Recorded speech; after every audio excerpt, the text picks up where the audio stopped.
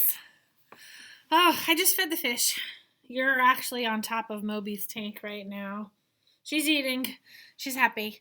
All right, so we haven't, in our classroom, we haven't done the bird watching yet. We're going to do that today.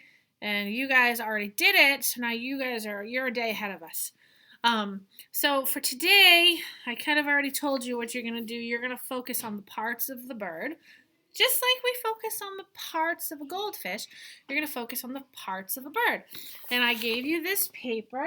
What are the parts of a bird?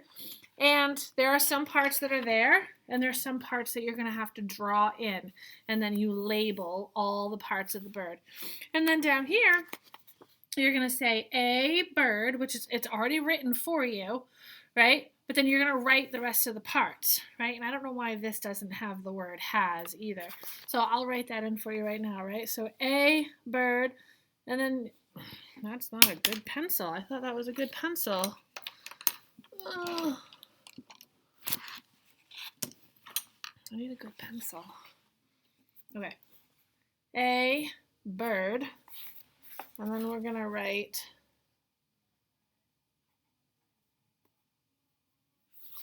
has, right? And you're going to kind of just write all the parts of the bird, writing from left to right. When you get to the end, you return sweep, left to right, return sweep, left to right.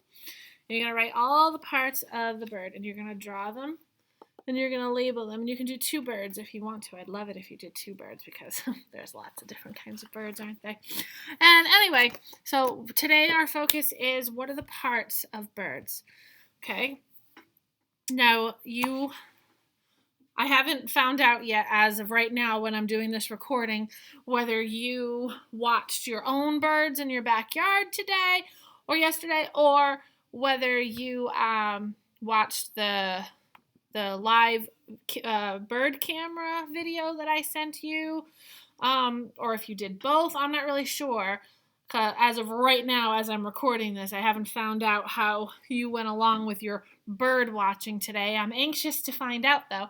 And what I would like you to do, though, is I'd like you to do some more bird watching today. Your choice how you do it. Always focusing on the parts of the bird. But I'd love to make a suggestion. And this is optional, but I would still love for you to give it a try. If you have a pair of binoculars at home, it would be really, really cool if you could go out near a tree, maybe not near your bird feeder because that's kind of cheating, but out away where the trees are. And if you can go out near the woods and just be still and be quiet and be patient with a pair of binoculars, chances are you'll see a bird.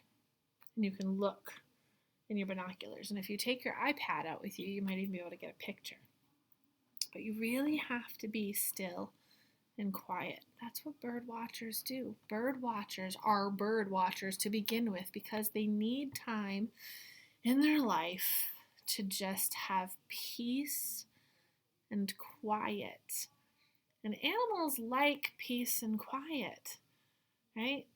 So last year when I went bird watching, when I was teaching remote learning, I went and did a whole bird watching thing. I had birds come really, really, really close to me. But I was sitting out in a little patch of woods behind my house, and I was just still as a statue. And I could hear every little creepy crawly that was around me. I could hear the branches. I could hear the rustling of the leaves. You know, there was dry leaves and everything still left on some trees. Like the things that you hear. I could hear my neighbors talking in their backyard, and they're not even close to my house. They're pretty far away, but I could hear them because I was so quiet. You'd be surprised what you hear when you're just being very still and very quiet. And you'd be surprised what you see There's a lot of birds. Even though this is wintertime, there are still a lot of birds around. There's still a lot of animals around. But we scare them away when we're loud and obnoxious and moving around too fast. So if you can do this, if you think you can do this and you're up to the challenge, grab some binoculars, grab your iPad, and go out there and try and find a bird. Like, do real bird watching. Okay? So that's a fun, and so many kids that tried it last year were thrilled that they actually saw a bird and birds came close to them, and then they kept doing it more and more, and I'd get pictures. I went bird watching again, and look at, I saw a blue jay, and yeah. So, and then you can complete this activity, and you can actually paste them into your science notebooks. Put the date at the top, because obviously the essential question is already right there printed on the top. And yes, so birds again. Yesterday we practiced the bird watching. Today we're going to hopefully try it for real if it works out for you. Kindergartners today are going to do it on the smart board, watching the camera. And then maybe Friday, more like Monday, they'll go out and try bird watching for real with some binoculars. If you don't have binoculars, you can take some toilet paper rolls and glue them together. And they don't magnify what it is that you're looking at, but they'll frame it for you. So you'll be able to like hone in on what you're looking at and block out all the rest of the scenery so you can look only at a bird. So you can do it that way too if you don't have real binoculars. So give that a go. Have some fun with it and do your writing in your science notebook and name all the parts of the birds. It's going to take you a little while. Try not to forget. There's some important parts that birds have that people, kids, tend to forget. So try not to forget, and we will work on needs tomorrow. Okay, bye.